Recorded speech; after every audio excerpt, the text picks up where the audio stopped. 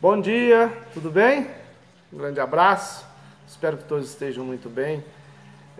Hoje nós vamos começar nossos trabalhos hoje, nosso estudo, falando da metafísica de Aristóteles.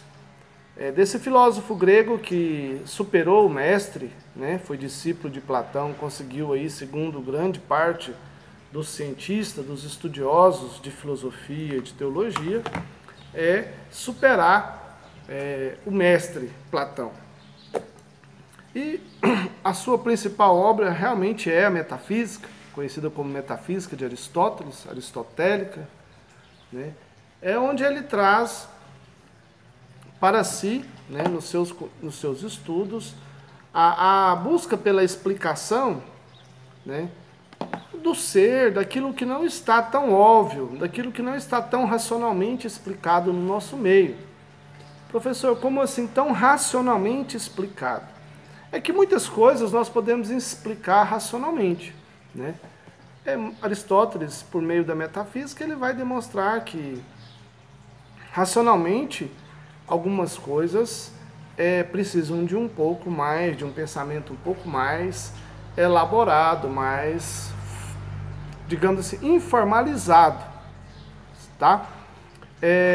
Dentro dos seus trabalhos, ele desenvolveu a teoria das 4 causas, né? Que é uma das suas principais teorias e que até hoje é estudada, é investigada, serve como referência para muitos estudos. A primeira causa é a causa material, que para Aristóteles essa causa material diz respeito a algo que foi feito, ao qual algo é feito. Professor, foi feito, algo é feito? Sim.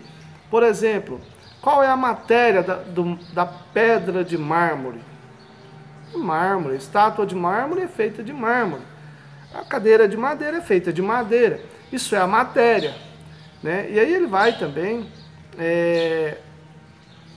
explicar, claro, na sua segunda, dentro das 4 causas, a sua segunda causa, que explica também a origem, a existência dos objetos. E na sua segunda causa ele vai dizer da causa formal, né? Que para ele é o que determina o objeto, ou o ser. Determina o que o objeto possui, o que o ser possui.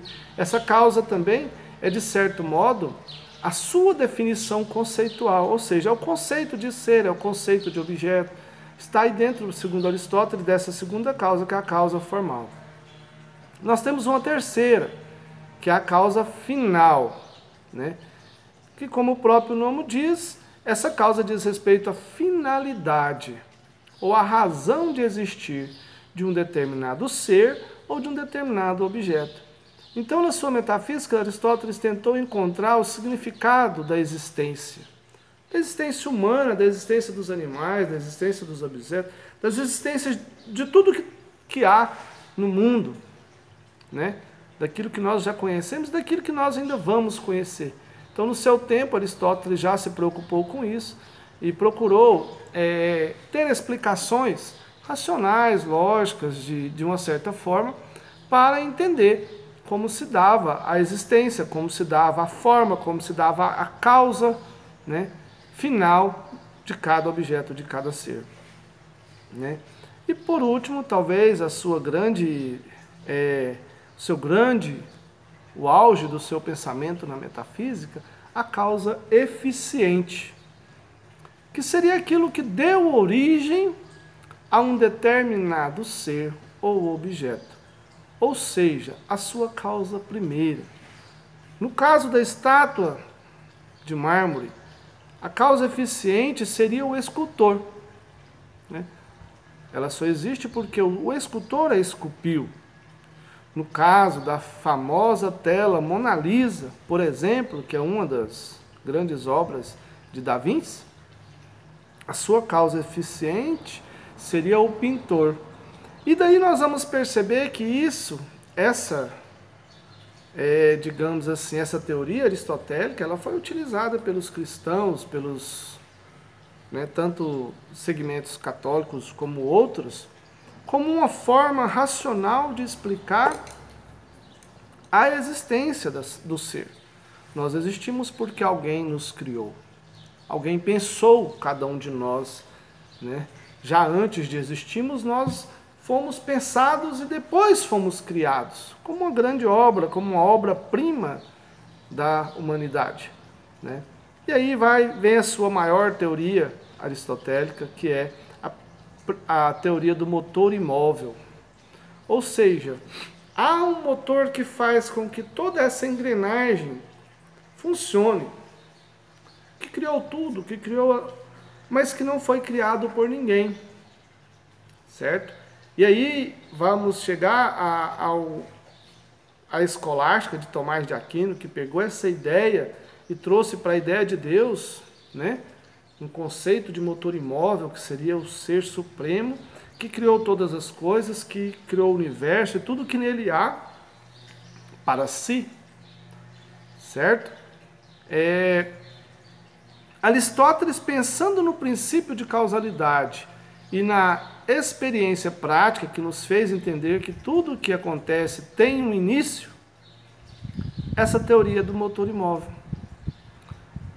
Ou seja, cada objeto, cada planta, cada matéria existente, cada conceito existente dentro do nosso universo foi criada por um ser superior a todos, que move todas as coisas em torno de si e para si, né?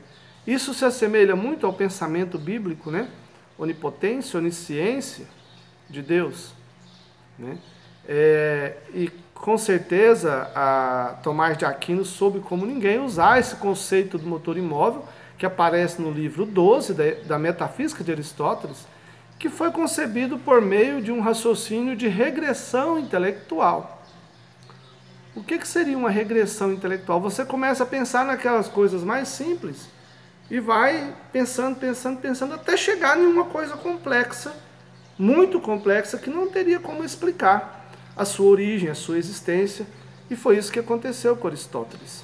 Ele pegou lá desde a matéria, da forma, dos conceitos, até chegar ao ponto que não, peraí, toda essa complexidade de objetos, de seres presentes e existentes, precisa ter sido criado por alguém.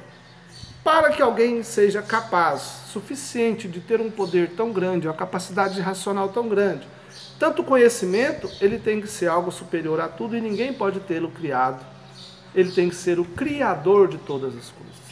Aí essa seria talvez a grande sacada de Tomás de Aquino, trazer essa ideia do motor imóvel e aí construiu o seu também raciocínio cristão em cima das ideias da metafísica de Aristóteles. Por hoje é só, um grande abraço a vocês, espero que na próxima semana nós estejamos juntos.